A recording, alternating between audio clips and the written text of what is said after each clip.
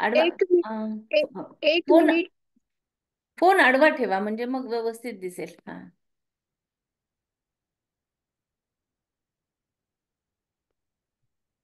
हम्म. छान.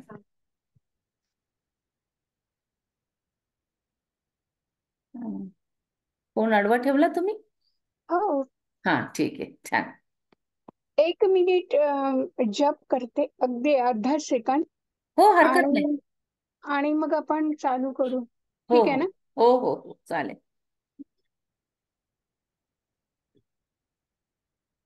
ताय नमः, अनंताय नमः, अच्युताय नमः, अनंताय नमः, गोविंदाय नमः, गोपालाय नमः, गोविंदाय नमः, गोपालाय नमः, अच्युताय नमः, अनंताय नमः, गोविंदाय नमः, गोपालाय नमः.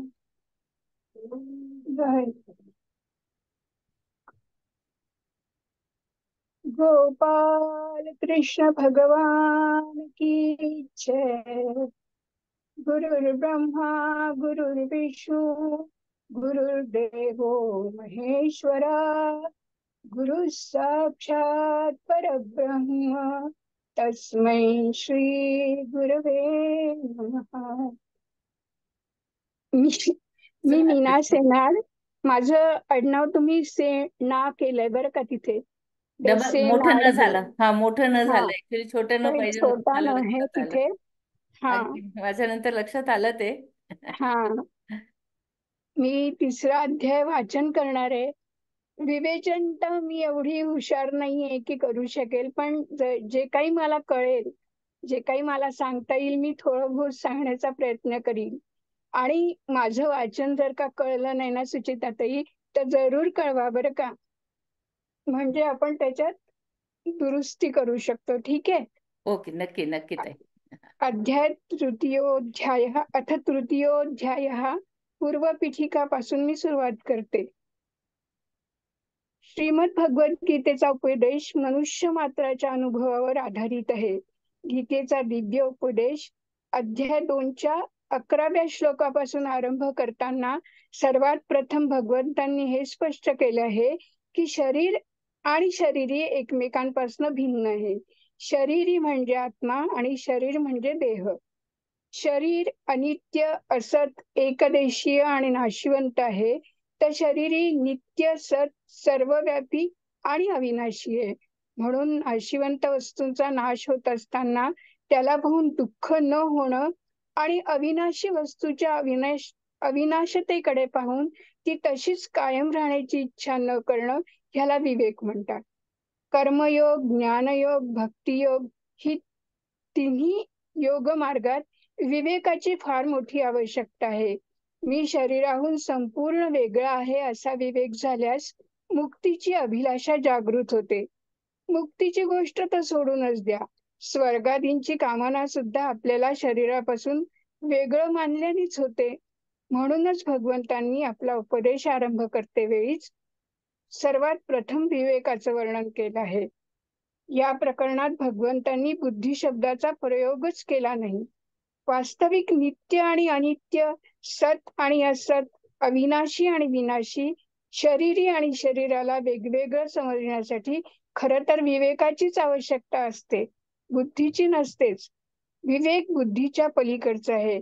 जसे प्रकृती आणि पुरुष अनादी आहेत, तसेच त्यांचा वेगळेपणा प्रकट करणारा विवेक सुद्धा अनादी आहे. हाच विवेक बुद्धीत प्रकट होत असतो. हा भगवंतांनी प्रदान केलेला विवेक सर्व प्राणीमात्रांना नित्य प्राप्त आहे. नित्य प्राप्त म्हणजे जन्मतःच. पशु पक्षी ही खाद्य अखाद्य पदार्थांच्या भिन्नतेला जाणत असतात. वृक्षवेलींच्या ठिकाणी सुद्धा शीत, उष्ण, अनुकूलता, प्रतिकूलता इत्यादींच्या भिन्नतेचं ज्ञान असतं. मनुष्य प्राणी बुद्धिप्रधान असल्यामुळे त्याच्या ठिकाणी हा विवेक विशेष रूपाने असतो. म्हणजे पशुपक्ष्यांच्या ठिकाणी तर केवळ उदरनिर्वाहासाठी उपयोगात येणाऱ्या जड पदार्थांच्या विषयी विवेक असतो, परंतु मनुष्य आपल्या विवेकाने जन्म मरणाच्या बंधनातून कायमचं होऊ शकतो आणि शाश्वत शांती प्राप्त करू शकतो. आणि हीच मनुष्याच्या विवेकाची विशेषता आहे. विवेक जागृत झाल्यास, अर्थात शरीर आणि शरीराच्या भिन्नतेचा अनुभव आल्यास, आपले म्हणविले जाणारे शरीर, इंद्रिय, मन, बुद्धी सहित संसाराचा सर्वथैव संबंध विच्छेद होतो, जो मुळातच असतो, आणि बुद्धी शुद्ध आणि सम होते. म्हणजे बुद्धीच्या ठिकाणी असलेला विषमभाव नष्ट होतो, जे होणं फार कठीण आहे.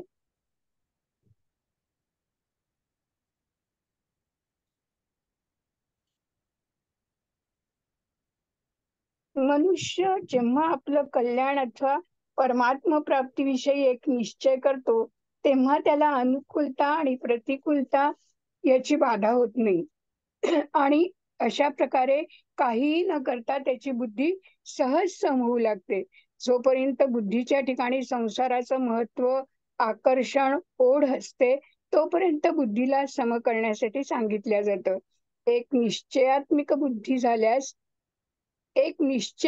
बुद्धी झाल्यास संसाराचं महत्व, आकर्षण, ओढ समाप्त होऊ लागते आणि अशी निश्चयात्मक बुद्धी होण्यात भोग आणि संग्रहाच्या आसक्तीला महान बाधक म्हटल्या गेलेलं आहे. आपल्या आग्रहाला चिटकून असलेला श्रोता वक्त्याचं म्हणणं नीट समजून घेऊ शकत नाही, हा नियम आहे. आणि हेच कारण आहे की आपला युद्ध न करण्याचा आग्रह ठेवल्याने अर्जुन देखील उपर्युक्त प्रकरणात भगवंताच्या वचनांचा आशय नीट समजून घेऊ शकले नाहीत. म्हणून अर्जुनाला भगवंताचे वचन व्यर्थी वाटू लागले आणि या कारणाने भगवंताचा अभिप्राय काय आहे, ते माझ्या कल्याणाचं कोणतं साधन श्रेष्ठ समजतात, याचा खुलासा करण्यासाठी अर्जुन पुढील 2 श्लोकात भगवंतांना प्रश्न विचारतात. अर्जुन उवाच ज्यायसी चेत कर्मणस्ते मता बुद्धिर्जनार्दन तत्किं कर्मणि घोरे मां नियोजयसि केशव व्यामिश्रेणेव वाक्येन बुद्धिं मोहयसीव मे तदेकं वद निश्चित्य येन श्रेयोऽहमाप्नुयाम्. जनार्दन या पदातून अर्जुन जणू काही हा भाव प्रकट करतात की हे कृष्ण आपल्या सर्वांची याचना पूर्ण करणारे आहेत, मग ते माझी याचना तर अवश्य पूर्ण करतीलच. ज्यायसी चेत कर्मणस्ते मता बुद्धिर जनार्दन तत्किं कर्मणि घोरे मां नियोजयसि केशव. मनुष्याच्या अंतःकरणात अशी एक उणीव असते, तो प्रश्न करून आपल्या उत्तराच्या रूपात वक्त्याकडून आपल्या विषयाचं किंवा सिद्धांताचं समर्थन करू इच्छितो. म्हणजे थोडक्यात तो जे म्हणतो ते खरं आहे अशा उत्तराची अपेक्षा तो करत असतो. आणि याला उणीव यासाठी म्हटलं गेलं आहे की वक्त्याच्या निदर्शनाचं, मग तो निर्देश मनोनुकूल असो अथवा सर्वथैव प्रतिकूल असो, पालन करण्याचा निश्चय शूरवीरता आहे, बाकी सर्व दुर्बलता आहे अथवा भित्रेपणा म्हणता येईल. या दुर्बलतेमुळेच मनुष्याला प्रतिकूल परिस्थितीचा सामना करणं अवघड जातं. जेव्हा तो प्रतिकूल परिस्थिती सहन करू शकत नाही, तेव्हा तो चांगुलपणाचा वेश धारण करतो. अर्थात तेव्हा चांगुलपणाच्या रूपात वाईटपणाच येत असतो.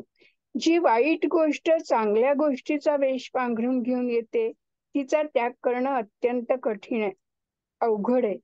या ठिकाणी अर्जुनातही हिंसेच्या त्यागाच्या स्वरूपात चांगुलपणाचा वेश, कर्तव्य त्यागरूपी वाईटपणा आलेला आहे. म्हणजे अर्जुनाला युद्ध करायचं नव्हतं, अर्जुन युद्ध करण्याला हिंसा मानत होता. मग त्यांनी काय म्हटलं की मी कर्म करत नाही, हिंसा करत नाही, मी मी कर्तव्याचा त्याग करतो. म्हणजे युद्ध करणं हे जर माझं कर्तव्य असेल तर मी त्याचा त्याग करतो आणि मी कर्तव्यापेक्षा ज्ञानाला श्रेष्ठ समजतो. आणि म्हणून याच कारणाने ते या ठिकाणी प्रश्न करीत आहे, की जर आपण कर्मापेक्षा ज्ञानाला श्रेष्ठ समजता, तर मग मला अशा या घोर युद्धरूपी घोर कर्मात का तुम्ही प्रवृत्त करत आहात? भगवंतांनी दुसऱ्या अध्यायाच्या 39व्या श्लोकात बुद्धिर्योगे पदातून समत्व बुद्धीबद्दल म्हटले होते. परंतु अर्जुनाने त्याला ज्ञान समजले. म्हणून ते भगवंताला म्हणतात आहे, की हे जनार्दन, आपण पूर्वी म्हटलं होतं, की मी सांख्यामध्ये म्हणजे ज्ञानामध्ये जी बुद्धी म्हटली आहे, तिलाच तू योगाच्या विषयात ऐक. या बुद्धीने युक्त झालेला तू कर्मबंधनातून मुक्त होशील. परंतु जोपर्यंत ज्ञान होणार नाही, तोपर्यंत कर्मबंधनातून मुक्त होता येत नाही. आपण हेही सांगितलं होतं, की बुद्धियोग अर्थात ज्ञानापेक्षा कर्म अत्यंत निकृष्ट आहे. जर आपल्या मान्यतेमध्ये कर्मापेक्षा ज्ञान श्रेष्ठ आहे, उत्तम आहे, तर मग मला तुम्ही शास्त्रविहित यज्ञ, दान, तप इत्यादी शुभ कर्मांमध्ये सुद्धा प्रवृत्त करता कामा नये. केवळ ज्ञानामध्येच प्रवृत्त होण्यासाठी आपण मला सांगायला हवे होते. परंतु आपण त्याच्या विरुद्ध मला युद्धासारख्या अत्यंत क्रूर कर्मामध्ये, ज्यात दिवसभर केवळ मनुष्याची हत्याच करावी लागणार आहे, त्या गोष्टीसाठी का प्रवृत्त करत आहात? पूर्वी अर्जुनाच्या मनात युद्धाविषयी आवेश उत्पन्न झाला होता आणि त्याच आवेशात येऊन त्यांनी भगवंताला म्हटलं होतं, की हे अच्युता, माझा रथ दोन्ही सैन्यांच्या मध्यभागी उभा करा, ज्यामुळे मला पाहता येईल की माझ्याशी 2 हात करता कोण कोण आलं आहे. परंतु जेव्हा भगवंतांनी सैन्याच्या मध्यभागी भीष्माचार्य आणि द्रोणाचार्य यांच्यामध्ये तसेच इतर राजे लोकांसमोर रथ उभा केला आणि म्हटलं, की तू या कुरुवंशीयांना पहा, तेव्हा अर्जुनाचा कौटुंबिक मोह जागृत झाला. मोह जागृत झाल्याने त्याची वृत्ती युद्धापासून म्हणजेच कर्मापासून उपरत होऊन ज्ञानाकडे वळली. कारण ज्ञानात युद्धासारखे घोर कर्म करावेच लागत नाही. म्हणून अर्जुन म्हणतात, की मला या घोर कर्माला तू का प्रवृत्त करतोय? येथे बुद्धी पदाचा अर्थ ज्ञान घेतला गेला आहे. जर येथे बुद्धी या पदाचा अर्थ समत्व बुद्धी घेतला गेला असता, तर द्व्यर्थी वचन सिद्ध होणार नाही. कारण दुसऱ्या अध्यायाच्या 48व्या श्लोकात भगवंत अर्जुनाला योगात स्थित होऊन कर्म करण्याची आज्ञा करतात. द्व्यर्थी वचन तेव्हाच सिद्ध होईल, जेव्हा अर्जुनाच्या समजण्यामध्ये 2 प्रकारची माहिती असेल आणि तेव्हाच असा प्रश्न उपस्थित होतो, की जर आपल्या मान्यतेत कर्मापेक्षा ज्ञान श्रेष्ठ आहे, तर मग मला घोर कर्म करायला का प्रवृत्त करत आहात? दुसरी गोष्ट अशी, की भगवंतांनी यापुढे अर्जुनाच्या प्रश्नाच्या उत्तरात 2 निष्ठा सांगितल्या आहेत. ज्ञानयोगाची निष्ठा ज्ञानयोगामुळे आणि कर्मयोग्यांची निष्ठा कर्मयोगामुळे. यावरून देखील अर्जुनाच्या प्रश्नामधील बुद्धिपदाचा अर्थ ज्ञान घेणेच युक्तिसंगत वाटतो. कोणताही साधक श्रद्धापूर्वक प्रश्न विचारूनच आपल्या प्रश्नाचं योग्य उत्तर प्राप्त करू शकतो. विनाकारण आक्षेपपूर्वक शंका निर्माण केल्या तर योग्य उत्तर मिळणं अशक्य होतं. अर्जुनाची भगवंतावर पूर्ण श्रद्धा आहे. म्हणून भगवंताच्या सांगण्यानुसार अर्जुन आपल्या कल्याणासाठी युद्धासारख्या घोर कर्मालाही प्रवृत्त होऊ शकले. असा भाव उपर्युक्त प्रश्नातून प्रगट होतो. व्यामिश्रेणेव वाक्येन बुद्धी मोहयसीव मे.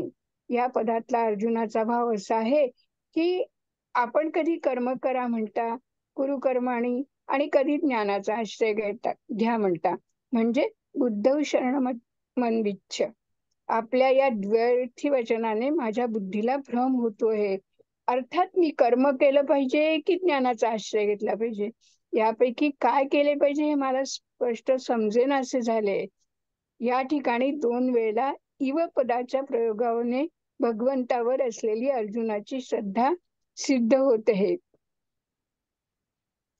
आणि श्रद्धेमुळेच अर्जुन भगवंताचं वचन योग्य मानतोय आणि हेही समजत आहे, की भगवंत मला भ्रमात टाकत नाहीये. परंतु भगवंताच्या वचनांना योग्य रीतीने न समजल्यामुळे अर्जुनाला ती वचने द्व्यर्थी वाटतात आहे आणि त्या वचनाने भगवंत माझ्या बुद्धीला भ्रमित करत आहे असं त्यांना वाटत आहे. जर भगवंतानीच अर्जुनाच्या बुद्धीस मोहित केले तर अर्जुनाच्या बुद्धीतील मोह काढेल कोण? तदेकं वद निश्चित्य येन श्रेयो हमाप्नुयाम. माझे कल्याण कर्माने होईल की ज्ञानाने होईल, यापैकी आपण एक गोष्ट निश्चित करून मला सांगा, ज्या योगे माझं कल्याण होईल. मी पूर्वी आपल्याला म्हटलं होतं की ज्या योगे माझं निश्चित कल्याण होईल ती गोष्ट मला सांगा. आणि आताही तीच गोष्ट आपल्या पुढे मी मांडतो आहे. यच्छ्रेयसा निश्चिंतम ब्रूहि तन्मे. आता पुढील 3 श्लोकात भगवान अर्जुनाच्या व्यामिश्रेणे व वाक्यानं या पदाचं उत्तर देत आहे. श्री भगवान वाच लोकेस्मिन् विविधा निष्ठा पुरा प्रोक्ता मया नघ ज्ञानयोगेन सांख्यानां कर्मयोगेन योगिनां. अर्जुन युद्ध करू इच्छित नव्हते म्हणून त्यांनी समवाचक बुद्धी शब्दाचा अर्थ ज्ञान समजला, परंतु भगवंतांनी पूर्वी बुद्धी आणि बुद्धियोग शब्दाने समतेचे वर्णन केले होते. म्हणून येथेही भगवान ज्ञानयोग आणि कर्मयोग या दोन्ही योगाने प्राप्त होणाऱ्या समतेचं वर्णन करतात आहे. अनघ मया अनघ अनघ. अर्जुना करवी आपल्या कल्याणाविषयी विचारले जाणे हीच त्यांची निष्पापता आहे. कारण आपल्या कल्याणाची इच्छा तीव्र झाल्यास साधकाची पापे नष्ट होतात. भगवंत कृपादृष्टी करतील तर पाप नष्ट होतीलच.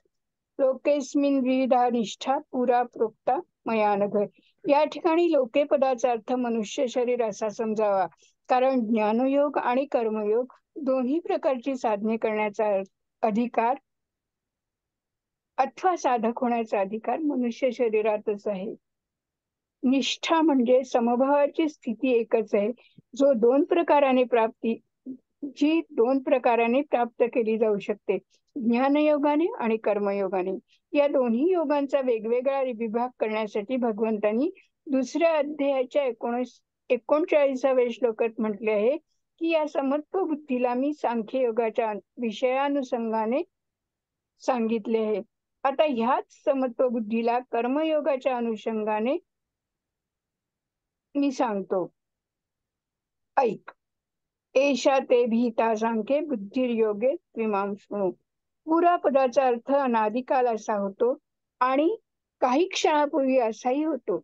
येथे या पदाचा अर्थ ह्यापूर्वी असा घ्यायचा आहे, म्हणजे मागील अध्याय ज्यावर अर्जुनाची शंका आहे.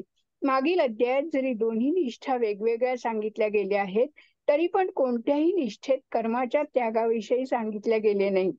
आता मार्मिक गोष्ट काय आहे, या ठिकाणी भगवंतांनी लोकेस्मिन विविधा निष्ठा, तसेच या लोकात 2 प्रकारचे पुरुष आहेत. द्वामिमौ पुरुषो लोके, यापैकी एक क्षर आहे आणि द्वाविमौ पुरुषो लोके क्षरक्षाक्षर एवच. त्यापैकी एक क्षर आहे आणि एक अक्षर आहे. क्षर म्हणजे नाशवंत संसार आणि अक्षर म्हणजे अविनाशी स्वरूप. क्षराच्या सिद्धी असिद्धी प्राप्ती अप्राप्तीमध्ये सम राहणं हा कर्मयोग आहे आणि क्षरापासून विन्मुख होऊन अक्षरामध्ये स्थिर होणं हा ज्ञानयोग आहे. परंतु क्षर आणि अक्षर या दोहोंपेक्षाही उत्तम पुरुष तर वेगळाच आहे, ज्याला परमात्मा या नावाने संबोधले जाते. उत्तम पुरुषस्त्वन्य परमात्मेत्युदाहृतः यो लोकत्रयमाविश्य. तर परमात्मा क्षरापेक्षा अतीत आहे आणि अक्षरापेक्षा उत्तम आहे, म्हणून शास्त्रात आणि वेदात तो पुरुषोत्तम या नावाने प्रसिद्ध आहे. अशा परमात्म्याला संपूर्णपणे शरण जाणं ही भगवन निष्ठा आहे. म्हणून क्षराच्या प्रधानतेने कर्मयोग आणि अक्षराच्या प्रधानतेने ज्ञानयोग आणि परमात्माच्या प्रधानतेने भक्तियोग आचरणात येतो. सांख्यनिष्ठा आणि योगनिष्ठा या दोन्ही साधकांच्या स्वतःच्या निष्ठा आहेत, परंतु भगवन निष्ठा साधकाची स्वतःची निष्ठा नाही.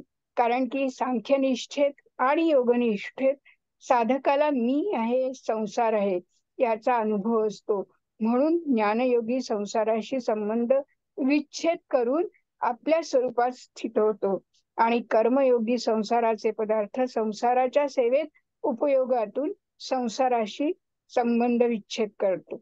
परंतु भगवन निष्ठा यामध्ये साधकाला प्रथम भगवान आहे असा अनुभव येत नाही, परंतु असा विश्वास असतो की स्वरूप आणि संसार दोन्हीपेक्षा विलक्षण असं कोणतं तरी एक तत्व म्हणजे भगवंत आहे.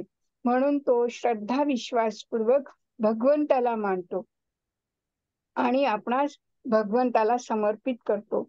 म्हणून सांख्यनिष्ठ आणि योगनिष्ठेमध्ये तर जाणणे मुख्य आहे आणि भगवन निष्ठेमध्ये फक्त मानणे म्हणजे विश्वास आणि श्रद्धा मुख्य आहे. जाणणे आणि मानणे या दोन्हीमध्ये काही फरक नाही. संदेहरहित म्हणजे दृढ असतं, तसंच मानणं सुद्धा संदेहरहितच असतं. मानलेल्या गोष्टीत विचार करण्याची आवश्यकता नसतं. जसं अमुक माझी आई आहे, हे केवळ मानलेलं आहे, पण ह्या मानलेल्या गोष्टीविषयी सुद्धा आपल्याला कधी काही शंका येत नाही, कधी जिज्ञासाही होत नाही, कधी विचारही करावा लागत नाही. म्हणून गीतेमध्ये भक्ती योगाच्या प्रकरणात ज्या ठिकाणी जाणण्याची गोष्ट आली आहे, तिला मानण्याच्या अर्थातच घ्यावे लागतंय. त्याचप्रमाणे ज्ञानयोग आणि कर्मयोग प्रकरणात ज्या ठिकाणी मानण्याची गोष्ट आली आहे, तिला जाणण्याचा अर्थ घेत जावा. सांख्यनिष्ठा आणि योगनिष्ठा तर साधन आणि साध्य आहे आणि साधकावर अवलंबून आहे. परंतु भगवन निष्ठा साधनही नाही, साध्यही नाही. भगवन निष्ठेमध्ये साधक भगवंतावर आणि त्याच्या कृपेवर निर्भर असतो. भगवन निष्ठेचं वर्णन गीतेत ठिकठिकाणी केल्या गेलंय. जसं याच अध्यायात प्रथम 2 निष्ठांचं वर्णन करून मग 30व्या श्लोकात मयी सर्वाणि कर्माणि संन्यस्य पदाने भक्तीचं वर्णन केलं गेलं आहे.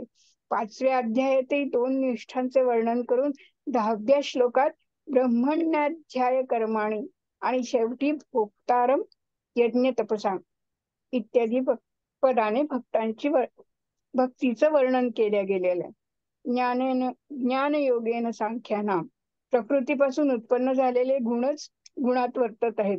संपूर्ण क्रिया गुणात म्हणजे इंद्रियातच होते आहे आणि माझा त्याच्याशी काही संबंध नाही असं समजून संपूर्ण क्रियेमध्ये कर्तेपणाच्या अभिमानाचा सर्वथैव त्याग करणं ज्ञानयोग आहे.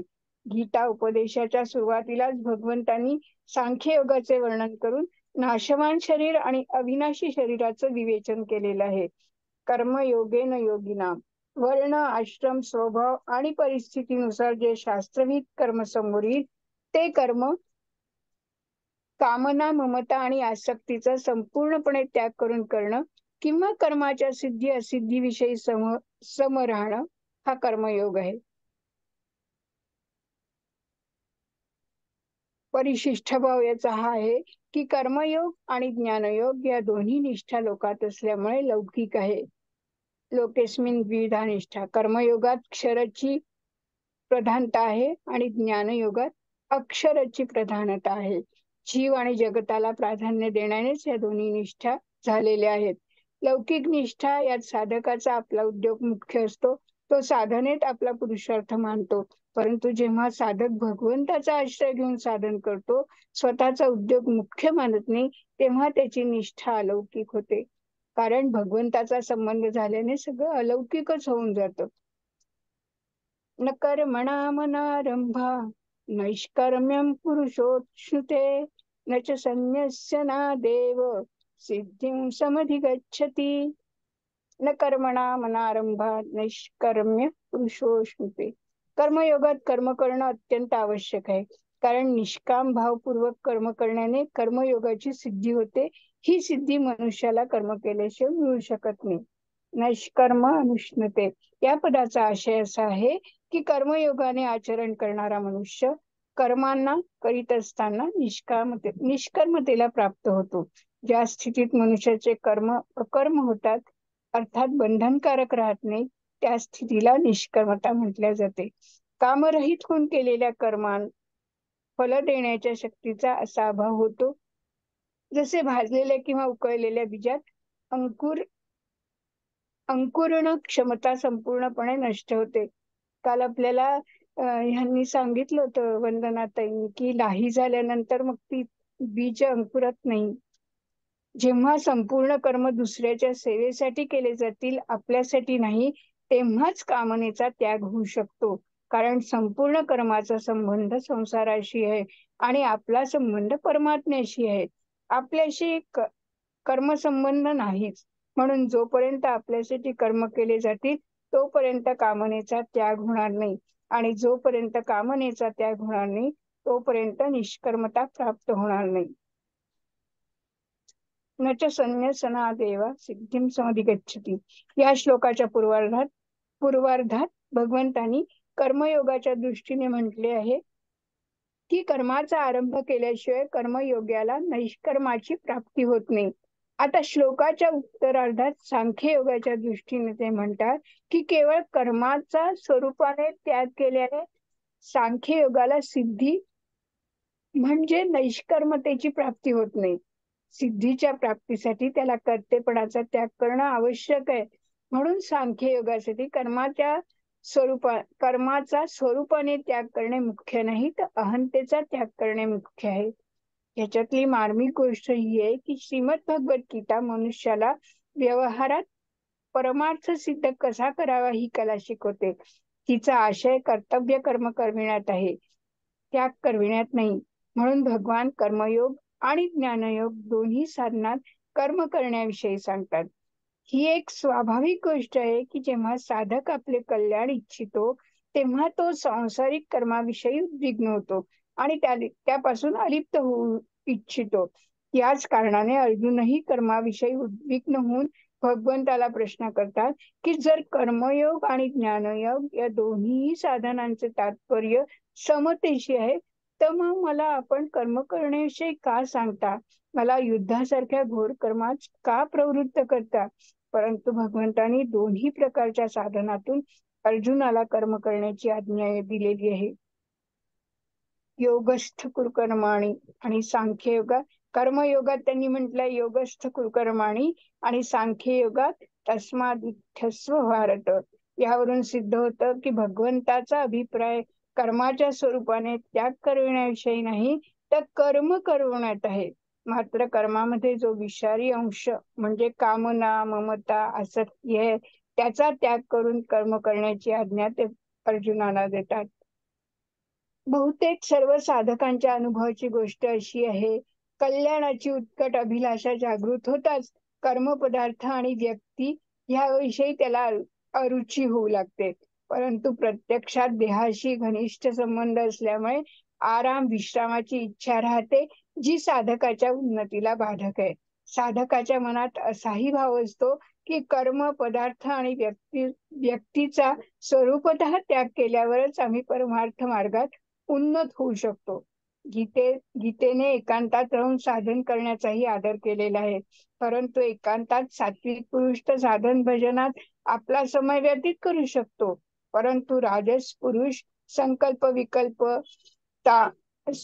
विकल्पात आणि तामसी पुरुष निद्रा, आळस, प्रमाद यात आपला समय खर्च करतो जो पतन करणार आहे. म्हणून साधकाची रुची तर एकांतातच राहण्याची असावी, म्हणजे सांसारिक कर्माचा त्याग करून पारमार्थिक कार्य करण्यातच त्याची प्रवृत्ती असावी. परंतु कर्तव्य रूपाने जे कर्म समोर येईल ते त्यांनी तत्परतेने केले पाहिजे. त्या कर्मात त्याची आसक्ती असू नये. समुदायाविषयीची आसक्ती पण असू नये आणि कर्म न करण्यातही आसक्ती असू नये.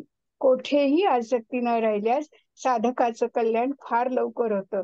वास्तविक पाहता शरीराला एकांत घेऊन जाण्यासच एकांत समजणे चुकीचे आहे, कारण शरीर संसाराचा एक अंश आहे. म्हणून शरीराशी संबंध विच्छेद होणं म्हणजे त्याच्याविषयी ममता न राहणं म्हणजेच एकांत असतो.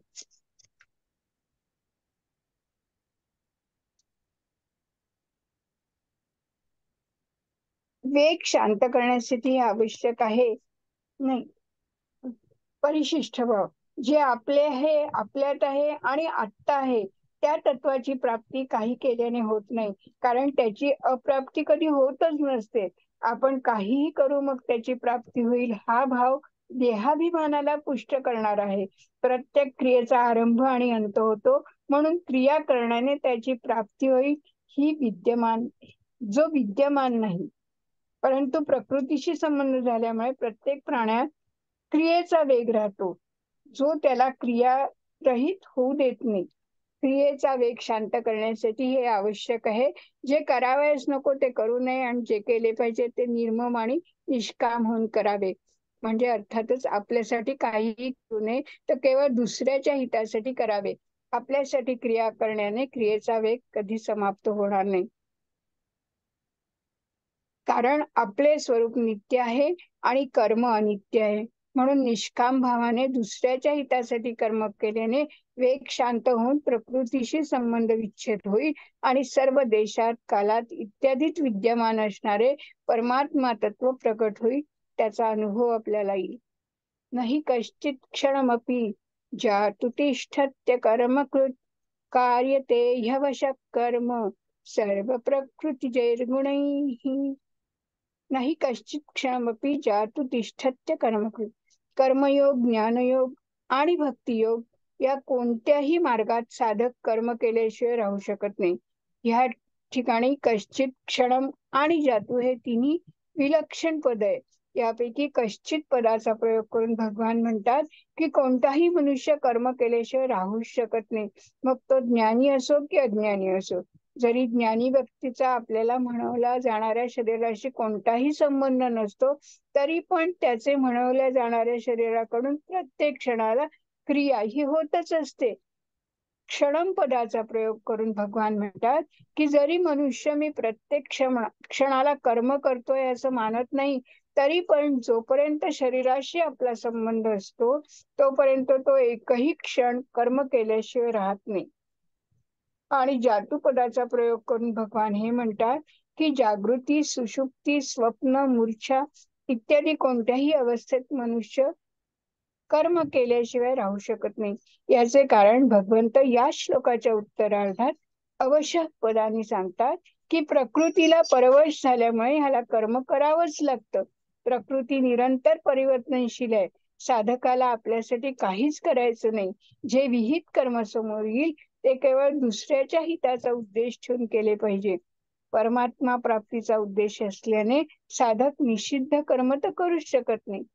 बहुतेक लोक केवळ स्थूल शरीराच्या क्रियांनाच कर्म समजतात, परंतु गीता मनाच्या क्रियांनाही कर्म समजते.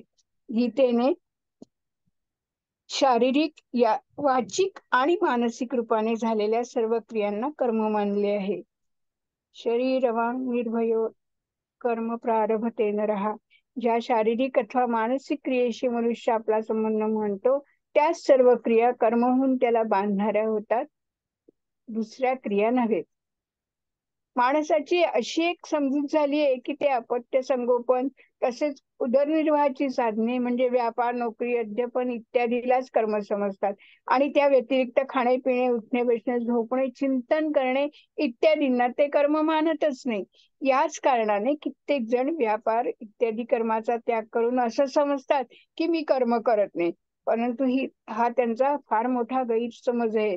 शरीर निर्वाहा संबंधी स्थूल शरीराच्या क्रिया म्हणजे झोप, चिंतन इत्यादी सूक्ष्म शरीराच्या क्रिया आणि समाधी इत्यादी कारण शरीराच्या क्रिया ही सगळी कर्मच आहेत. जोपर्यंत शरीराविषयी अहंता, ममता आहे तोपर्यंत शरीराकडून होणाऱ्या सर्व क्रिया कर्म होतात. कार्यते ह्यवशः कर्म सर्व प्रकृतिजैर्गुणैः. प्रकृतीजन्य गुण प्रकृतीशी परवश झालेल्या प्राण्याकडून कर्म करवतात.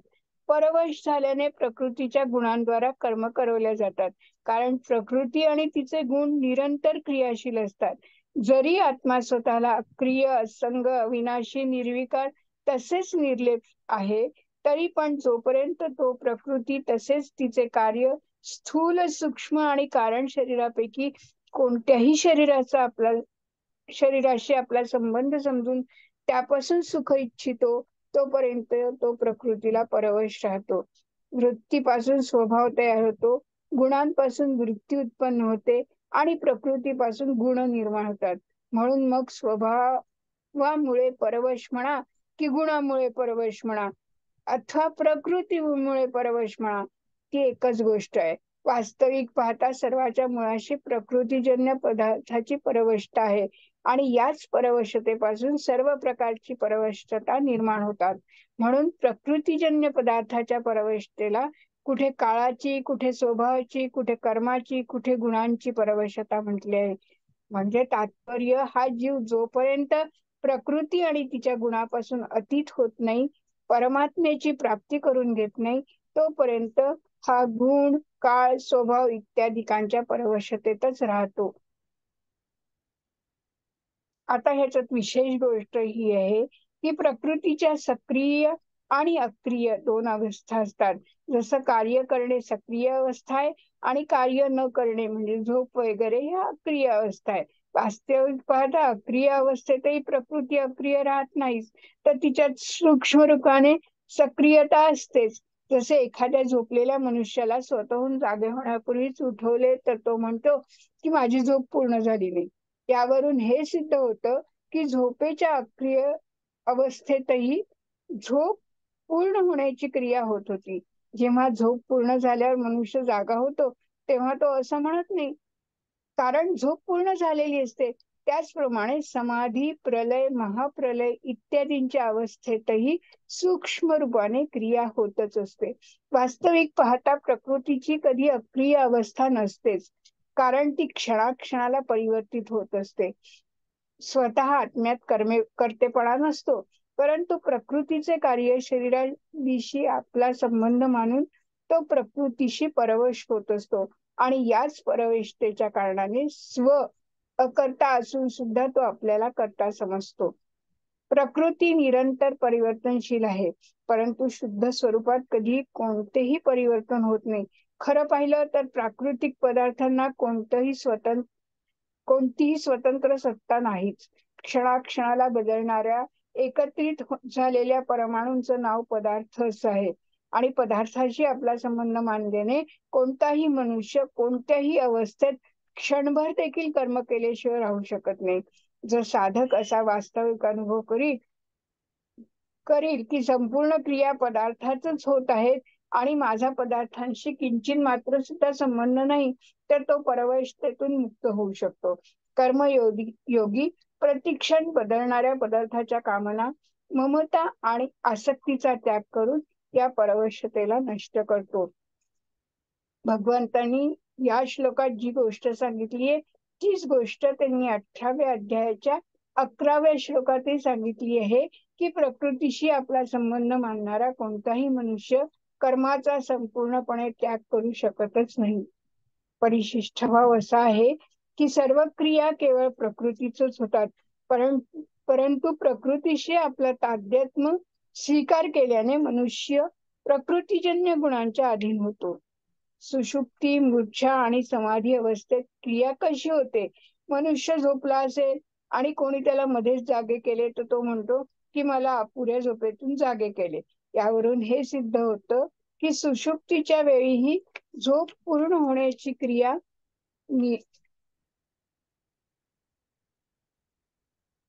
होत होती. तसेच मूर्छा आणि समाधीच्या वेळीही क्रिया होतच असते. पतंजली योग दर्शनात या क्रियेला परिणाम नावाने म्हटले गेले आहे आणि परिणामाचा अर्थ आहे परिवर्तनाची धारा, म्हणजे बदलण्याचा प्रवाह. मागील श्लोकात हे म्हटले गेले होते की कोणताही मनुष्य कोणत्याही अवस्थेत क्षणभरही कर्म केल्याशिवाय राहू शकत नाही. यावर ही शंका होऊ शकते की मनुष्य इंद्रियांच्या क्रियांना हट्टाने रोखून सुद्धा आपल्याला अप्रिय मानू शकतो.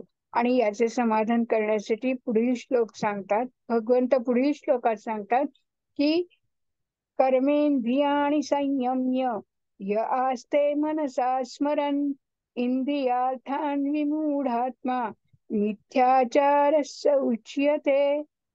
आता याची व्याख्या. या ठिकाणी कर्मेंद्रिय आणि पदाचा अभिप्राय 5 कर्मेंद्रिय म्हणजे वाक, हस्त, पाद, उपस्थ आणि उदा यांच्याशीच नाही, तर 5 ज्ञानेंद्रिय म्हणजे श्रोत्र, त्वचा, नेत्र, रसना आणि घ्राण यांच्याशी पण आहे. कारण ज्ञानेंद्रिया वाचून केवळ कर्मेंद्रियांकडनं कर्म होऊ शकत नाही. या व्यतिरिक्त केवळ हातपाय इत्यादी कर्मेंद्रियांना रोखल्याने, तसेच कान इत्यादी ज्ञानेंद्रियांना जर रोखले नाही तर पूर्ण दांभिकपणा सिद्ध होत नाही. सिद्ध होत नाही. गीतेत कर्मेंद्रियांच्या अंतर्गत ज्ञानेंद्रियांना मानले गेले आहे. म्हणून गीतेत कर्मेंद्रिय शब्द येतो, परंतु ज्ञानेंद्रिय शब्द कोठेही येत नाही. 5व्या अध्यायाच्या 8-9व्या श्लोकात पाहणे, ऐकणे, स्पर्श करणे इत्यादी ज्ञानेंद्रियांच्या क्रियांना कर्मेंद्रियांच्या क्रियांशी सम्मिलित केले गेले आहे. आणि यावरून हे सिद्ध होतं की गीता ज्ञानेंद्रियांना सुद्धा कर्मेंद्रिय समजते. संयम्य. यद्यपि या पदाचा अर्थ इंद्रियाचे योग्य प्रकाराने नियमन करणे असा आहे, अर्थात त्यांना वश करणे असा आहे, तरी पण या ठिकाणी या पदाचा अर्थ इंद्रियांना वश करणे नसून त्यांना हट्टाने बाहेरून रोखणे असाच आहे. कारण की इंद्रिय वश झाल्यास त्याला मिथ्याचार म्हणता येत नाही. मूढ बुद्धी असणारा म्हणजे सत असत विवेकरहित असणारा मनुष्य बाहेरून तो इंद्रियांच्या क्रियांना हट्टाने रोखतो, परंतु मनाने त्या इंद्रियांच्या विषयांचं चिंतन करत राहतो आणि अशा स्थितीला क्रियारहित मानून घेतो. म्हणून मग तो दांभिक आचरण करणारा म्हटला जातो. जरी त्यांनी इंद्रियाच्या विषयांचा बाहेरून त्याग केला आहे आणि असे समजतोय की मी कर्म करत नाही, तरी पण अशा स्थितीतही तो वस्तुतः कर्मरहित झालेला नसतो. कारण बाहेरून क्रियारहित दिसत नसला तरी अहंता, ममता आणि कामनेमुळे आसक्तीपूर्वक विषय चिंतनाच्या रूपात तो विषय भोगरूप कर्म तर करतच असतो. सांसारिक भोगांना बाहेरून भोगले जाऊ शकते आणि मनाने भोगले जाऊ शकते. बाहेरून आसक्तीपूर्वक भोगांना भोगल्याने अंतःकरणात भोगाविषयी जसे संस्कार पडतात, तसेच संस्कार मनाने भोगांना भोगल्याने म्हणजे आसक्तीपूर्वक भोगांचे चिंतन करण्याने होत असतात. बाहेरून भोगांचा त्याग तर मनुष्य विचाराने, लोकलज्जेने, भीतीने आणि व्यवहार सुरळीत चालणार नाही या भीतीने करू शकतो, परंतु मनाने भोग भोगण्यात बाहेरची कोणतीच बाधा येत नाही. म्हणून मग मनाने भोगांना भोगत राहतो आणि खोटा अभिमान धरतो की मी तर भोगांचा त्यागी आहे. मनाने भोग भोगल्याने विशेष हानी होते, कारण त्याच्या सेवनास भरपूर अवसर मिळतो.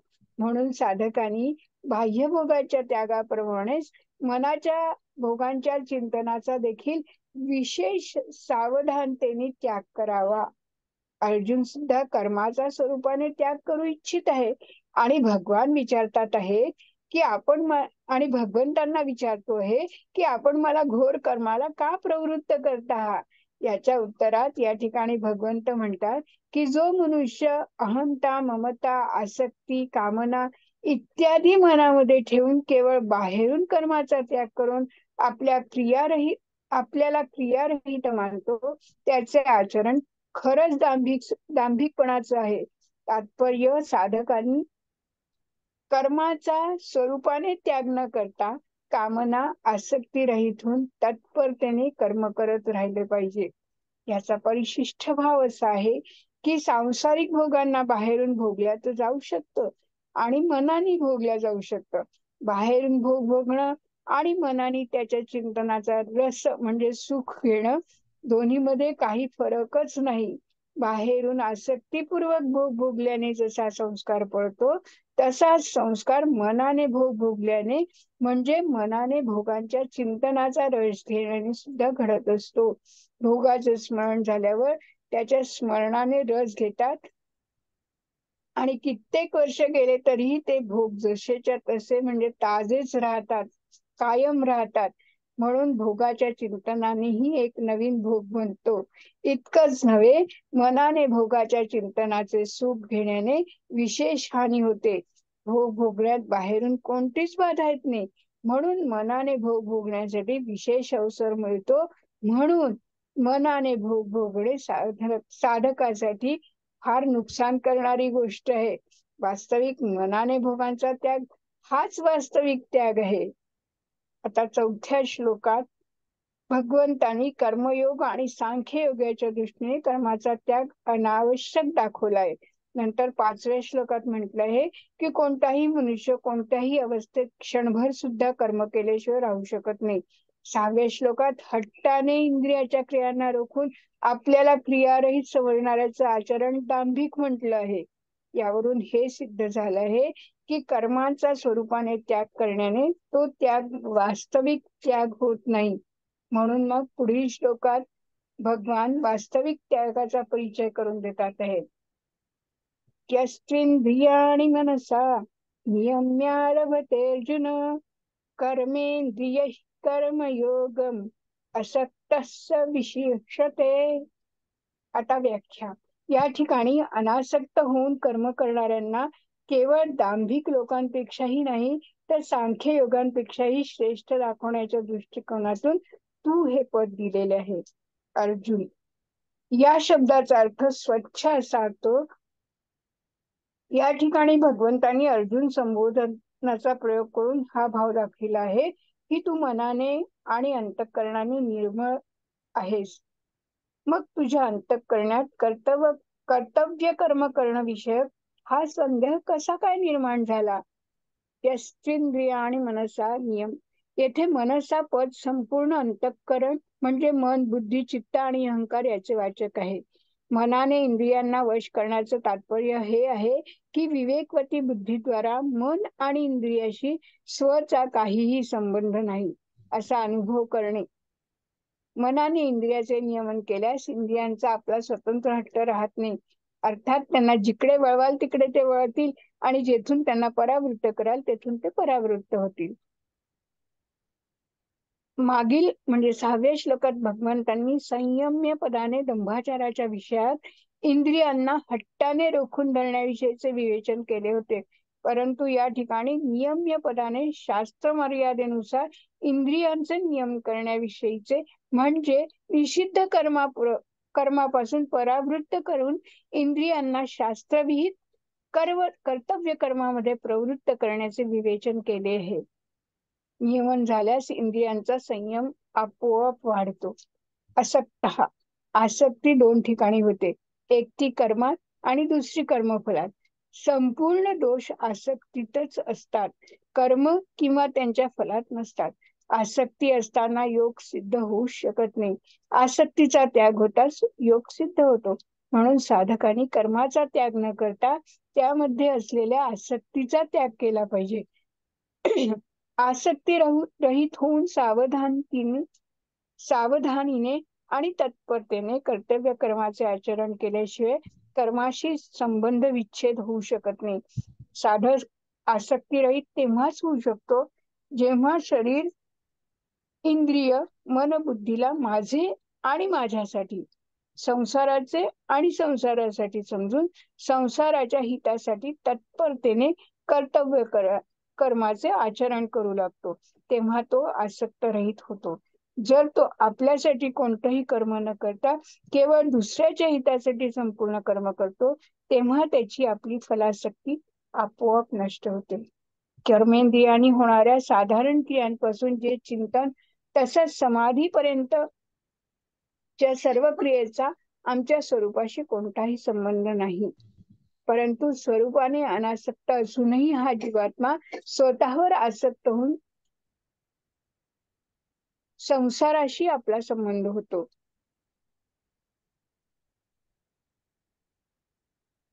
कर्मयोगाचे वास्तविक महत्व आसक्तीरहित होण्यातच आहे. सामान्य माणूस तर आपल्या कामनेच्या सिद्धीसाठीच एखाद्या कार्यात प्रवृत्त होतो, परंतु साधक आसक्तीच्या त्यागाचा उद्देश ठेवूनच एखाद्या कार्यात प्रवृत्त होत असतो. जेव्हा ज्ञानयोगी आणि कर्मयोगी दोघेही फलेच्छा आणि आसक्तीचा त्याग करतात तर ज्ञानयोगापेक्षा कर्मयोग अधिक सुगमतेने सिद्ध होतो. कारण कर्मयोगाला परत दुसऱ्या कोणत्याही अन्य साधनेची आवश्यकताच राहत नाही. परंतु ज्ञानयोगाला देहाभिमान आणि क्रियापदार्थांविषयी आसक्ती नाहीशी करण्यासाठी निष्काम कर्माची आवश्यकता असते. कर्माचा त्याग करणं योग्य आहे किंवा नाही हे पाहणे वस्तुतः गीतेचा सिद्धांतच नाही. गीतेच्या तत्वानुसार कर्मामध्ये आसक्ती त्याज्य आहे. कर्मयोगात कर्म नेहमी दुसऱ्याच्या हितासाठी होतात आणि योग आपल्यासाठी होतो. अर्जुन कर्माला आपल्यासाठी मानतो म्हणून त्यांना युद्धरूप कर्तव्य कर्म घोर दिसत आहे. यावर भगवंत असे स्पष्ट सांगतात की आसक्तीचा घोर असतो कर्म नव्हे. कर्मेंद्रिय कर्मयोगम आरभते. जसे या श्लोकाच्या प्रथम चरणात इंद्रिय आणि पदाचे तात्पर्य दाही इंद्रियांशी आहे, तसेच कर्मेंद्रिय पदाला दाही इंद्रियांचा वाचक समजावे. जेव्हा कर्म आपल्यासाठी न करता दुसऱ्याच्या हितासाठी केल्या जाते तेव्हा तो कर्मयोग म्हटला जातो.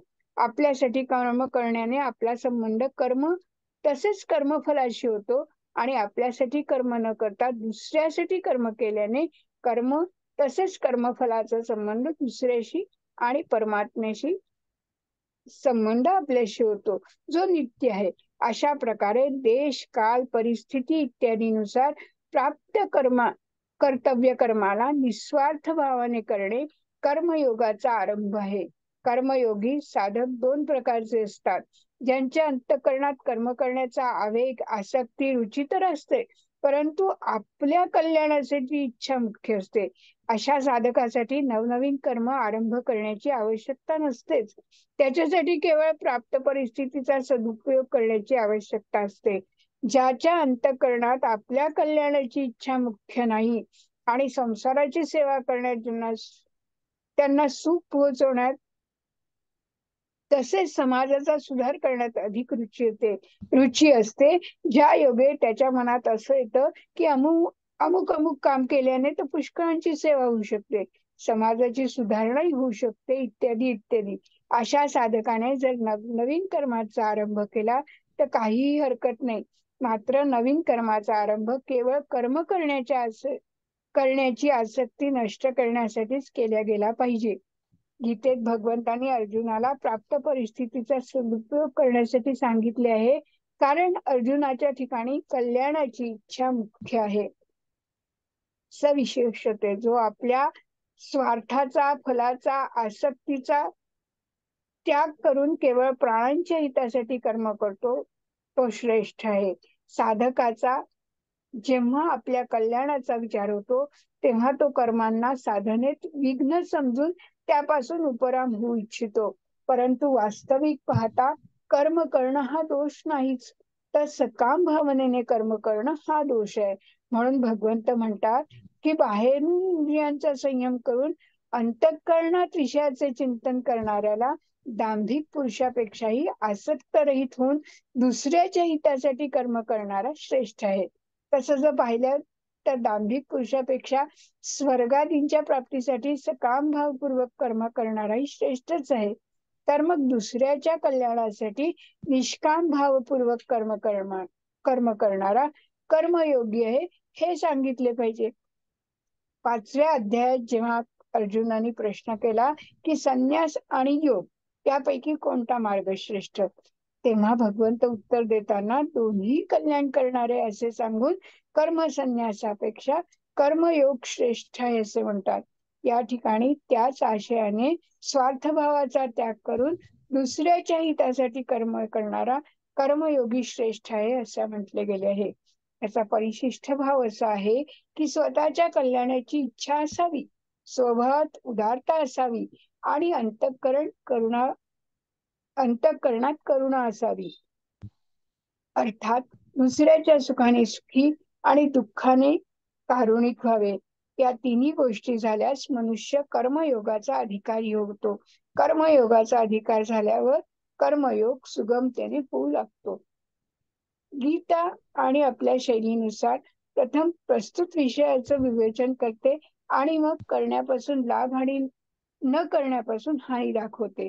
त्यानंतर त्याचे अनुष्ठान करण्याची आज्ञा देते.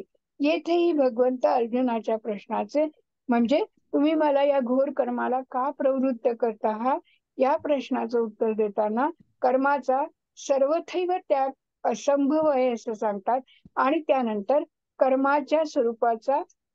कर्माच्या स्वरूपाने त्याग करून मनाने विषयाचे चिंतन करणाऱ्याला दांभिक आचरण करणारा असेही म्हणतात. आणि निष्काम भावाने कर्म करणाऱ्या मनुष्याला ते श्रेष्ठ म्हणतात. आता पुढील श्लोकात भगवंत अर्जुनाला त्यानुसार कर्तव्य कर्म करण्याची आज्ञा देत आहे. आपण थांबूयात ताई आपण इथे. हा, मी तेच म्हणत होते. हो. हरे नमः. हरे नमः. हरे नमः.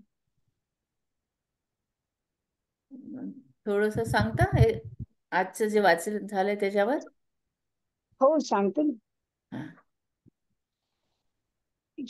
ह्या तिसऱ्या अध्यायात भगवंतांनी हे सांगितलंय की म्हणजे मनुष्य स्वतःला जरी समजत असला की मी हे काम करत नाहीये, आम्ही या कर्मापासून, तरी तो होत नसतो. त्यांनी त्याची त्या विषयात जर तो स्वतःला मनाने गुंतवून ठेवत असेल, त्या विषयाचं जर तो मनाने चिंतन करत असेल, तर तो कर्म करतच असतो.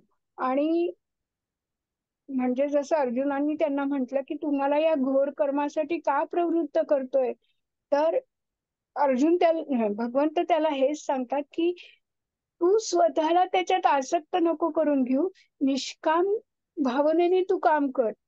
की हे काम माझ्या समोर आलेलं आहे, मला इथे कोणीही डोळ्यासमोर दिसत नाहीये, मला हे काम करायचं आहे, मला वाईट प्रवृत्ती, जोपर्यंत तू त्याच्यात आसक्ती राहशील, तू त्याच्यात गुंतून राहशील, तू स्वतःला जोपर्यंत त्याच्यापासून वेगळा करशील नाही, तोपर्यंत तू कर्मरहित राहणार नाहीस. तू कर्म करत. आणि जी आसक्ती फार कठीण आहे सोडणं मनुष्याला, फार कठीण. म्हणजे आपल्यासारख्या सामान्य माणसाची गोष्ट नाही करत. अर्जुनासारखा सुद्धा शेवटी लोभातच गुंतून तो पण म्हणजे त्याचं तेच म्हणणं असतं ना की माझ्या नातेवाईकांना, माझ्या गुरुजनांबरोबर युद्ध करणं ही माझ्यासाठी फार कठीण गोष्ट आहे. ते ह्या अध्यायात भगवंत त्याला सांगू इच्छितात की हे असं नाही. मग ते वेगळे वेगळे उदाहरणं देऊन त्याला सांगतात की जोपर्यंत तू ह्या कर्मामध्ये मनाने आणि शरीराने आसक्त राहशील, तोपर्यंत तुझ्याकडनं हे काम होणार नाही, तू श्रेष्ठ समजलं जाणार नाही. तुला ह्यापासून स्वतःला वेगळं करून मग हे कर्म करायचंय.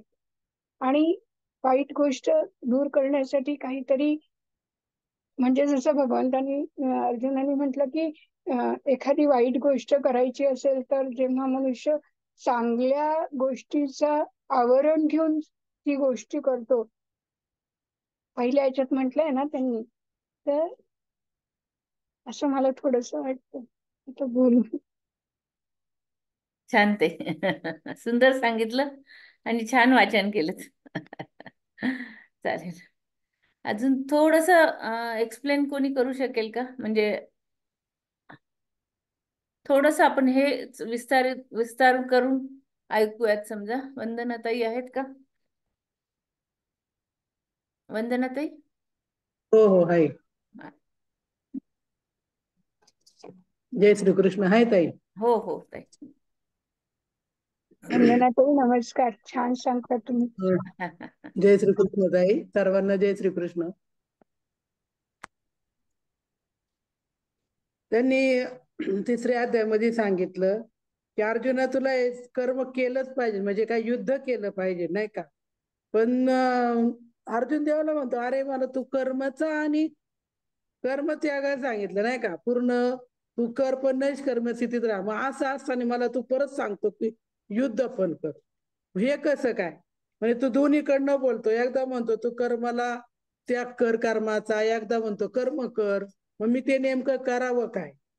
त्या देव म्हणतो जर नाही का हे संशयास्पद जर तुझं बोलणे देवाला म्हणतो मी करणार काय, तर मग देव सांगतात की अरे आज्ञानी जे जीव असतात ना नाही का, आता आपण आज्ञानी आहोत, आपण काय करतो, मी कर्म केले, मी केलं म्हणतो, त्याच्यामुळे आपण त्याच्यामध्ये गुंतल्या जातो. कारण हे कर्म करायचे आपल्याला, पण ते आपलं आहे का? कारण हे विहित कर्म आपलं आहे, परंतु ते आपलं नाही, कारण तो करून घेणारा कोण आहे? भगवान श्रीकृष्ण आहे.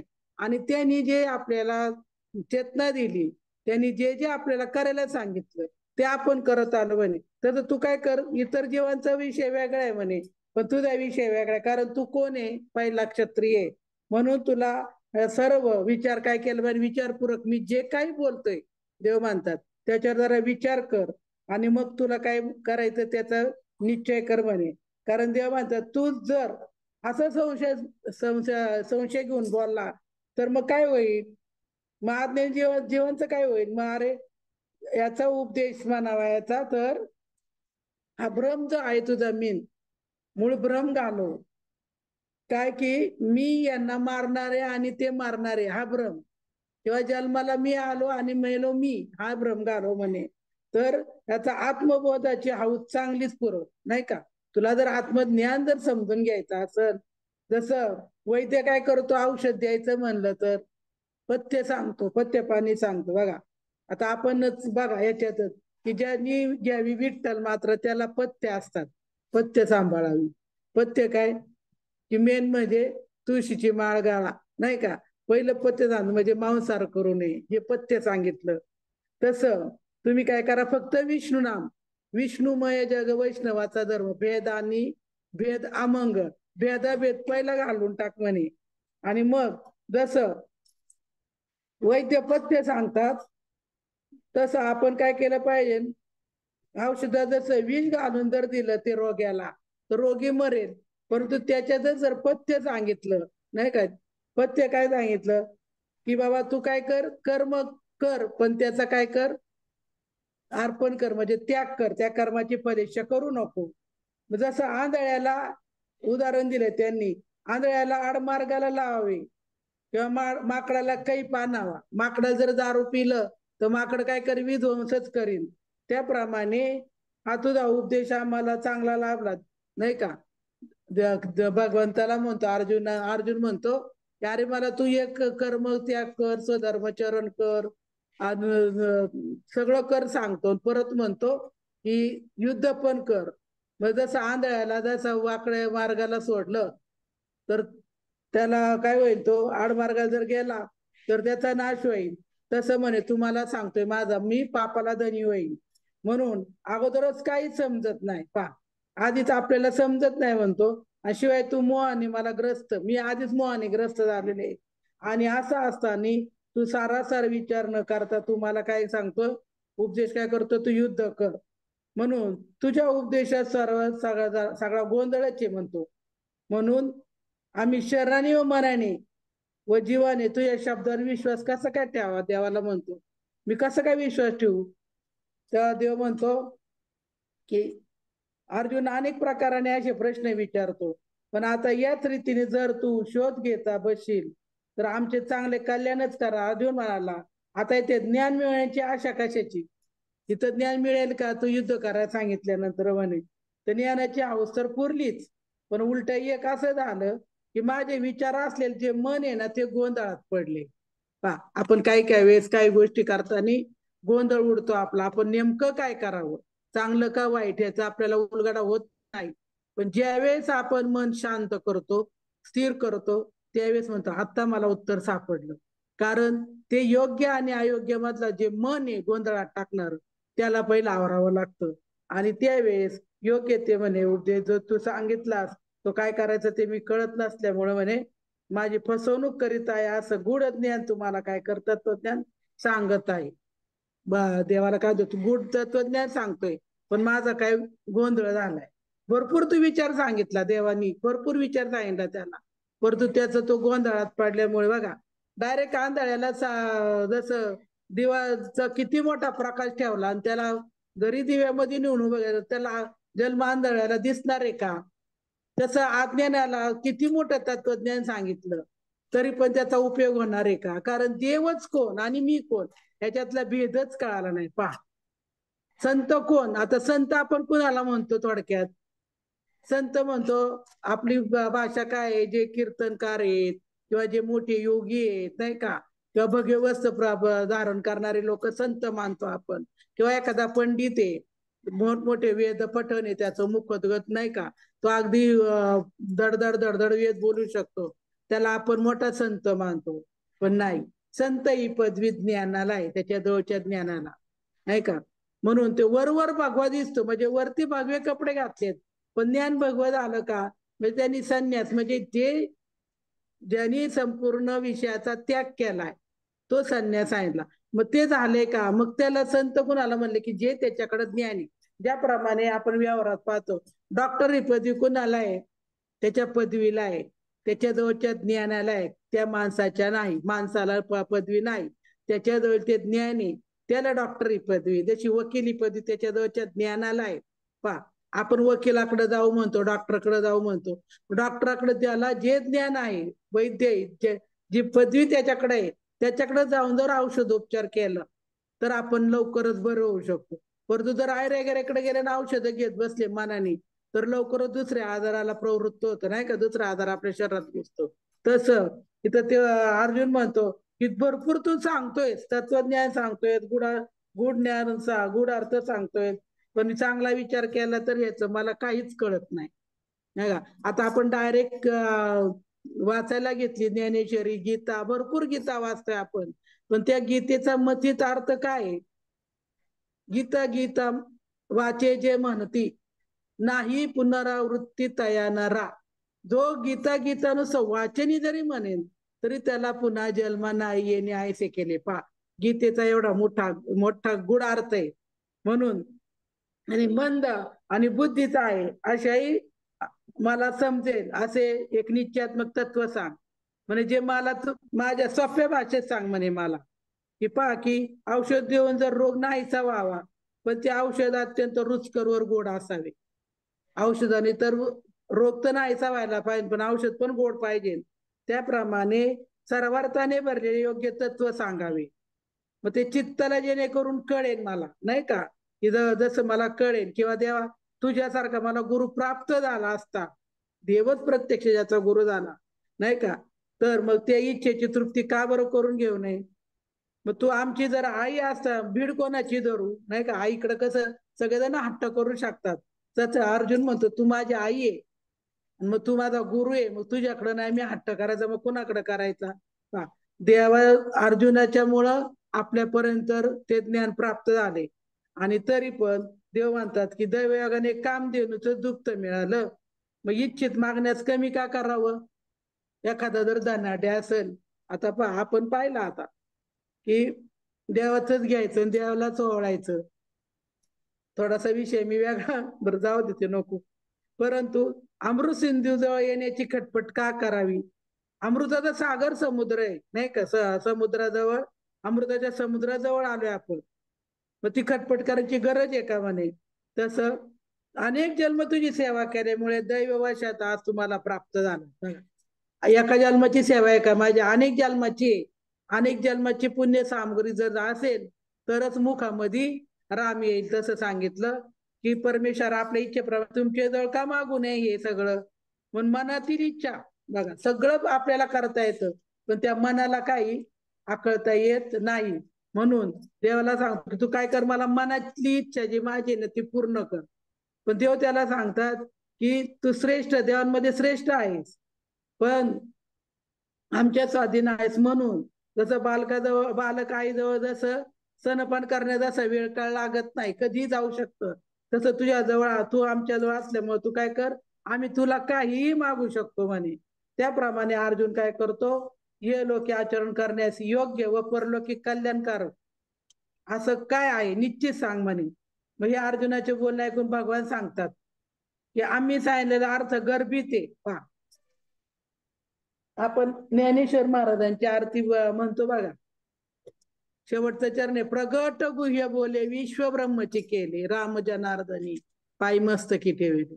प्रगट आहे पण गुह्य आहे. ज्ञानेश्वर महाराजांचं प्रगट आहे, दिसतंय, चराचरात ओतप्रत आहे, वेगळं काहीच नाही, पण ते गुह्य आहे. असे मनोनी रामेश्वरी म्हणजे ते प्रगट आणि गुह्य ते दोन्ही ज्ञानेश्वर महाराजांनी दाखवून दिलं. म्हणून त्यांच्या चरणाला रामेश्वर भट्ट लागले. पहा म्हणून परलोक कल्याणकारक जे आहे ते कळलं नाही, व्यर्थ रागवलास. म्हणून मीच, देव म्हणतात की श्रेष्ठ वीरा, मीच 2 मार्ग झाले, अनादी 2 संप्रदाय माझ्याकडून प्रगट झाले आहे, नाही का. 2 संप्रदाय पैकी एक कोणता आहे, ज्ञानयोग.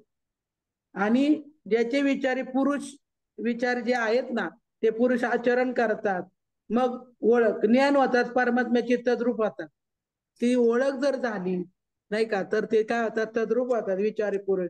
आणि दुसरा म्हणतात की कर्मयोग, की ते दुसरं साधक जीवन निष्णात होऊन परमगतीला प्राप्त होतात कर्मयोगाने. बघा, जे जे विहित कर्म दिला आपल्याला, स्वधर्म स्वकर्म दिलेला आहे, ते जे करतात ते सरळ गतीने काय होतात, परमगतीला प्राप्त होतात. मग या दोन दोन मध्ये शेवटी दोन्ही पण मार्ग एकत्रच होतात पुढे जाऊन. पण ज्याप्रमाणे तयार असतेला व तयार करून घेतलेला भोजनापासून सारखी तृप्ती होते, नाही का. आपण तयार करून घेतो, आता पहा सगळे बाहेरून तयार करून आणतात अन्न, आणि आपण घरी तयार केलेलं अन्न दोन्ही खाल्लं तरी पण जशी तृप्ती होते, पोट भरतं, त्याप्रमाणे भोजनापासून सारखी. म्हणून किंवा पूर्व वाहिनी व पश्चिम वाहिनी नद्या वाहताना वेगळ्या वेगळ्या दिसतात, पण शेवटी कुठं जाऊन भेटतात, समुद्राला जाऊन मिळतात, म्हणजे एकच तत्व पावतात. त्याप्रमाणे दोन्ही फरक एकच, नाही का. दोन्ही मार्गाने जरी तुम्ही कर्म मार्गाने जा किंवा ज्ञान मार्गाने जा, ती जशी दोन्हीचं फळ एकच आहे. किंवा जसं उदाहरण दिलं त्यांनी की आचरण ज्याच्या त्याच्या योग्यतेवर अवलंबून, बघा त्यांचे आचरण, की ज्याप्रमाणे पक्षी उड्डाण केल्याबरोबर फळाला जाऊन झुंकतो, पण तसं मनुष्य काय करतो, त्या फळापर्यंत जाण्यासाठी ह्या फांदीवरून त्या फांदीपर्यंत जातो, तेव्हा त्या फळापर्यंत जाऊन पोहोचतो. पण फळापर्यंत जाण्याचा मार्ग जरी वेगळा असला तरी शेवट जाऊन कुठं पोहोचला, पक्षी जरी विहंग मार्गाने गेला आणि मनुष्य जरी फांदीने गेला तरी पण शेवटी जाऊन काय झाला, तो फळापर्यंत पोहोचला. तसं देव म्हणतात की ज्ञान मार्ग आणि योग मार्गाने दोन्ही मार्गाने जरी गेलात, नाही का, कर्म जरी वेगळं दिसलं तरी पण शेवटी तुम्ही काय होणार, एकाच ठिकाणी जाऊन पोहोचणार. म्हणून विहित कर्माचा आरंभ न करता सिद्ध पुरुषाप्रमाणे कर्म येण्याला निश्चित नैष्कर्म्य होता येणार नाही. बघा, कर्म येणे त्याला विहित कर्माला आरंभ न कर्म, जे दिलेलं कर्म आहे ते आपल्याला केलंच पाहिजे म्हणे, ते तू करायलाच हवं. जसं नावेचा त्याग करून चालेल का नदीच्या पलीकडे जायचं म्हणल्यानंतर, तसं तृप्तीची इच्छा असणाऱ्यांनी स्वयंपाक तर करायलाच पाहिजे. न स्वयंपाक करता पोट भरणार नाही. तसं की इच्छेचा अभाव झाला नाही तोपर्यंत कर्म करावे. पण तृप्ती झाली, बघा, पोट भरलं तरी तुम्ही जेवतच बसाल का, नाही, पोट भरल्यानंतर थांबणार. किंवा तृप्ती झाली की स्वयंपाक करणार नाही, आपण परत म्हणतो आता सगळे जेवण झालेत, आता करण्याची गरज नाही. तसं आपल्याला तृप्ती झाली की ते कर्म सहजच थांबते, नाही का.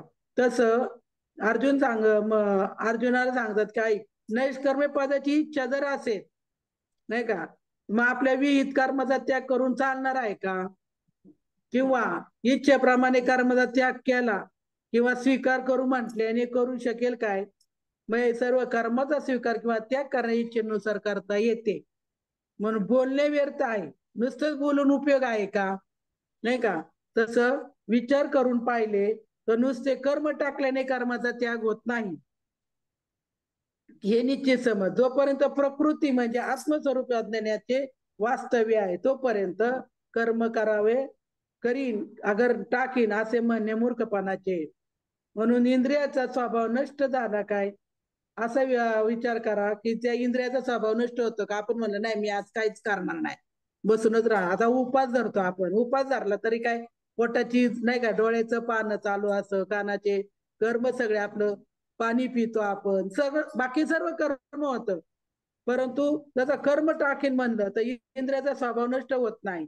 म्हणे देव अर्जुनाला सांग, कानाने ऐकणं बंद झालं का, डोळ्यातील दृष्टी गेली का, नाकपुड्या बंद होतात का, वास येणे थांबलं का, किंवा प्राणापानाच्या क्रिया थांबल्या का, मन निर्विकल्प झाले आहे का, किंवा भूक ताण यांची इच्छा नाहीशी झाली आहे का, स्वप्न जागृती अवस्था नाहीशी झाली आहे का, किंवा थांबलेत काय, पाय चालायचेच विसरलेत का, हे सर्व पाव गेले तर मुख्य म्हणजे जन्म मरण चुकले आहे का. पा दिवस उगवतो रात्र होती, रोजचं राडगाडग चालू आहे, तसं हे सगळं थांबले आहे का. मग हे जर काही थांबत नाही तर मग सोडले ते काय सोडलं. आपण म्हणतो मी सगळं सोडून दिले, आता ह्याच्यात काय सोडलं म्हणे तू. तर जसं अज्ञानानं कर्मत्याग घडत नाही, हे जर आपण सोडू शकत नाही तर तो कर्मत्याग आहे का. मग हे कर्म परतंत्र असल्याने प्रकृतीच्या सत्वादी गुणानुसार उत्पन्न होत असते.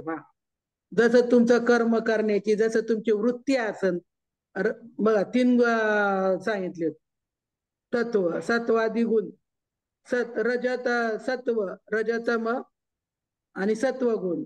मग ते सत्वादी गुणावरती अवलंबून आहे. म्हणून एखाद्याने कर्म करण्यावर टाकला असा अभिमान बाळगणे व्यर्थ आहे. पण वाऱ्याच्या सपाटात सापडलेले वाळलेले पान ते स्वतः उडतं का नाही, पण वाऱ्याच्या सपाटात पाळलं ते कुठं जाऊन पडतं. त्याप्रमाणे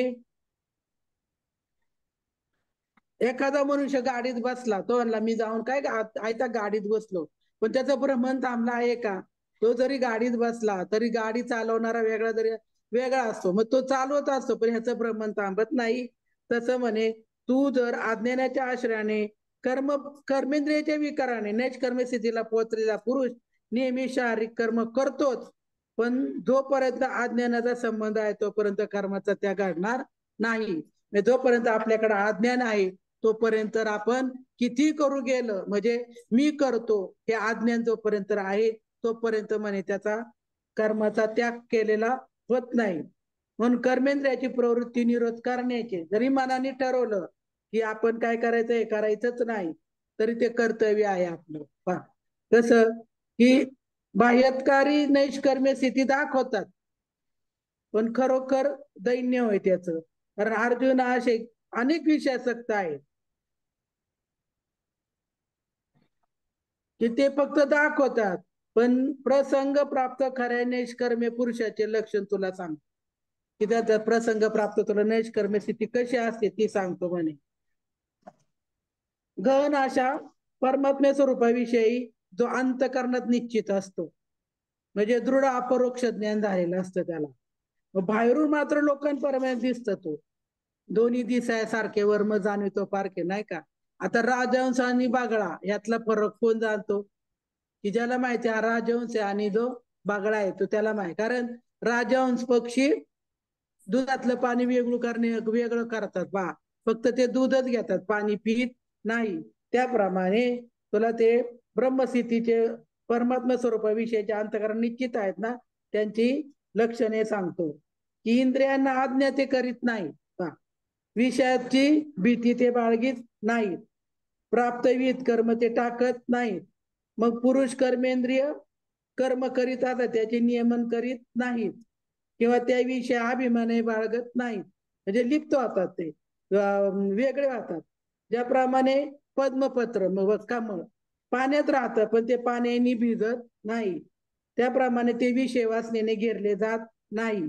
त्याप्रमाणे व्यवहारात असतो तो इतरांसारखा दिसतो, परंतु तो त्याच्यामध्ये विषय वासनेने घेरला जात नाही. त्याप्रमाणे सूर्यबिंब बघा पाण्यात पडतो, पण सूर्य पाण्यात असले पण सूर्य पाण्याने भिजला जातो का? नाही. त्याप्रमाणे वर पाहिले असता तो इतर सामान्य लोकांप्रमाणे दिसतो, पण विचार करून पाहिले तर ज्याची योग्यता अगम्य अशा लक्षणांनी युक्त असेल तो पुरुष असेल तो मुक्त व आशा पारहित आहे. अर्जुन ज्याचे विशेष वर्णन केले जाते असा जगात तो एकच योगी होय, म्हणून एवढ्या करिता तू असा हो, नाही का? देव सांगतात की बाबा अशा प्रकारे तू मनाला तिथपर्यंत नेऊन पोहोचव की तू मनाचे नियमन कर, काही करू नको. बघा संत आदत काही नका करू संत संगदारा, पूर्वीचा दोरा उगवेल प्रारब्ध संत संगे करूनी, नाही का? प्रत्यक्ष पुराणी वर्णी येले. मग तुम्हाला जर प्राप्तच करायचं तर संतांची संगत करा. म्हणून देव सांगतात की तू काय कर, पहिलं मनाचं नियमन कर, काहीच करू नको, फक्त मनाला काय त्या अंतःकरणाला स्थिर कर. मग मन कर्मेंद्रिय खुशाल व्यवहारात वागू दे, नाही का? मनाने चिंतन कर, तिथं चिंतन तिथं लक्ष तिथं राहा, लक्ष लावून राहा गोविंदी गा. मग लक्ष लावा, तिथं लक्ष लावा, म्हणजे की जिथं आपल्याला करायचंय ते करा.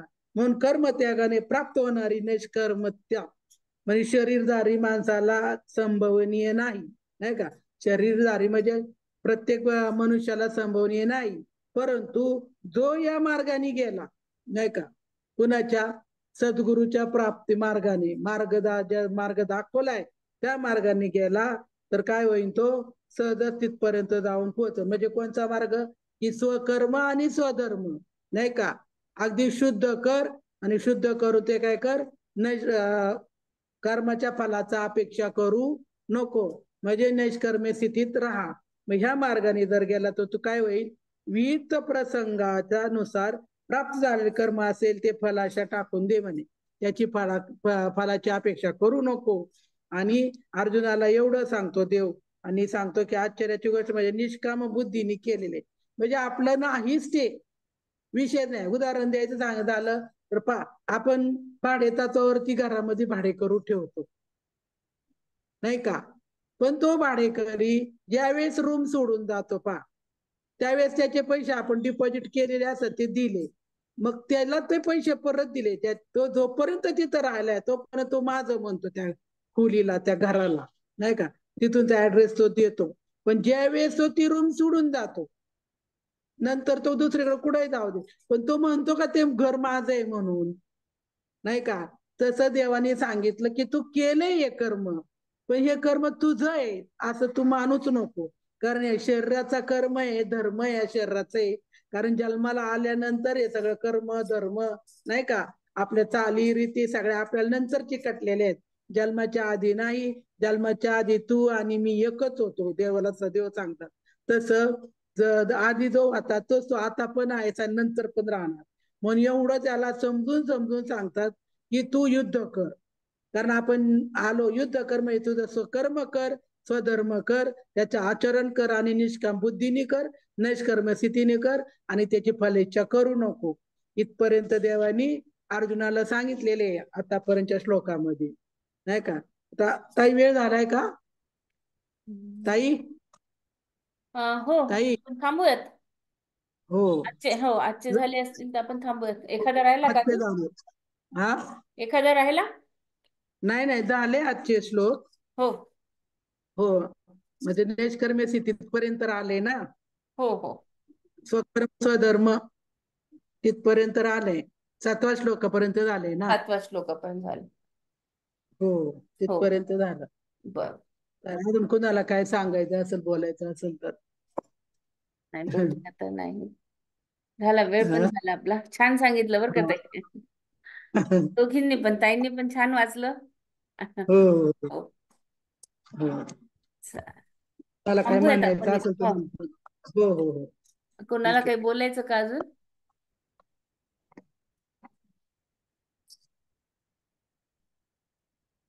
कोणाला बोलायचं अजून नाही ना? थांबूयात मग आपण इथेच आता, हो की नाही? हो ठीक. हो. हो हो उद्याच परत हे करूयात, 7 श्लोक घेऊयात, 7 7 14. हो. हो की नाही? काय तर 7 थोडं थोडं सांगत गेलं ना, हा तर मग थोड्या वेळा थोडस होऊन जातं ना, मग हो हो परत पटकन होऊन जाईल. बरोबर बरोबर. हा चला चालेल. ठेवू मग. आज आता कोणी हो आहे का हो. एखादं गाणं म्हणायला? तुम्हीच म्हणा, नाही तर एखादं. बरं. हे गवळण म्हणते मी. बा आज आता हो आज हे आहे ना, काला.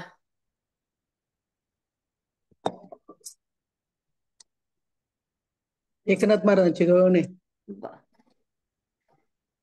दुडीवरी दुडीवरी दुडी गवळणी साते निघाली, दुडीवरी दुडी गवळणी साते निघाली, गवळणी गोरसु मनो विसरली, गवळणी गोरसु मनो विसरली, दुडीवरी दुडीवरी दुडीवरी दुडी गवळणी साते निघाली, गोविंद घ्या कोणी दामोदर घ्या गे, गोविंद घ्या कोणी दामोदर घ्या गे, तव तव सती मथुरेच्या गे, तव तव सती मथुरेच्या गे, दुडीवरी दुडीवरी दुडीवरी दुडी गवळणी साते निघाली, दुडीवरी दुडीवरी दुडी गवळणी साते निघाली, दुडिया माझारी कानोबा झाला भारी, दुडिया माझारी कान्होबा झाला भारी उचंबळे गोरस सांडे बाहेरी उचंबळे गोरस सांडे बाहेरी दुडीवरी दुडीवरी दुडीवर दुडी गवळणी साते निघाली दुडीवरी दुडी गवळणी साते निघाली एक जनार्दनी सबल सगळणी एक जनार्दनी सबल सगळणी ब्रह्मानंदून समाये मनी